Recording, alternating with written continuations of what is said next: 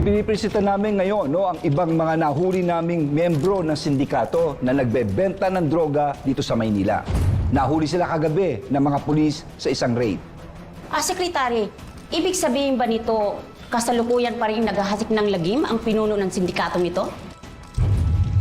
Ako! Si Alvaro! Sekretary!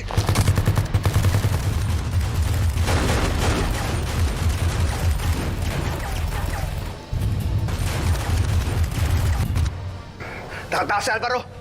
Hindi siya pwede tumakas. Huwag kayong mag-alala, no?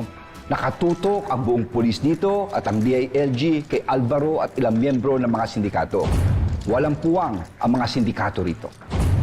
Secretary, gaano ba kabagsik itong sinasabi ninyong alias Alvaro? Alam mo, si Alvaro ay isang napaka-notorious na tao, pero mauhuli natin yan. Ang importante, huwag kayong magpapanik, maging alerto ang bawat isa, sabihin sa pulisya, magkatulungan tayo at mauhuli natin yan. Pagkatandaan niyo ito, walang puwang ang kriminalidad at ang droga sa ating bansa.